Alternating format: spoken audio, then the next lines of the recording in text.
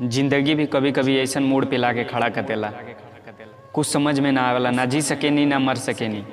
वो चीज देख सकेनी बाकी ला ना सकेनी, वो चीज देख सकेनी बाकी बात ना कर सकेनी। आखिर काहे होला ये तरह कुछ समझ में ना आवेला। एगो बतिये कहलस कि बाबू हमके माफ कर दिया। अब कुछ देर खातिर हम परेशान हो गए नी, खामोश हो गए नी, सोचत रह गए नी और इतना कह के चल गए। आखिर काहे का कहलस? ना ही कोनो झगड़ा ना ही कोनो लफड़ा, कुछ तो ना भई रहे ओकरी संगे, कुछ समझ में ना आई। यहाँ से गईले के बाद फोन बंद, हम फोन लगावत रह गए नी, ओकर फोन बंद बतावत रह गए।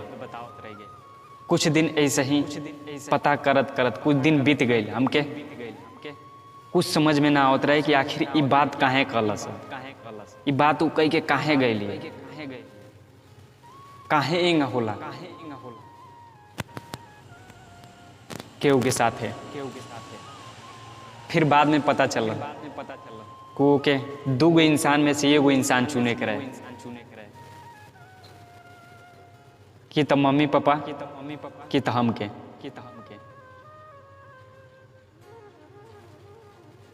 तो लोग कहेला ना कि ये दुनिया में धन दौलत हर एक चीज जो भी बा वो माई बाप बा, तो माई बाप के छोड़ के हमके कैसे अपना सकेली। बस ये वीडियो से तो लोग के का समझ में आइला का ना, सोच समझ के नीचे कमेंट बॉक्स में बताइए लोग। काहे से कि लोग के पास मजबूरी भी होला, हर केहू बेवफा ना होला। हर केहू के बेवफा कहले से पहले, केहू के बेवफा कहले से पहले 1000 बेर सोच लिया लो कि आखिर उ तक काहे छोड़ के गई लिया, कौने मजबूरी से छोड़ के गई लिया, चाहे काहे गइल काहे ना गइल। बिना सोचले समझले केहू के बेवफा धोखाबाज मत कहिए।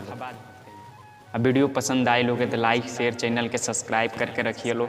कहाँ से तो लोग ये चैनल पे ऐसे ही वीडियो मिलत रही हमेशा भोजपुरी के साथ, शायरी के साथ मिलत नहीं एगो नया वीडियो के साथ।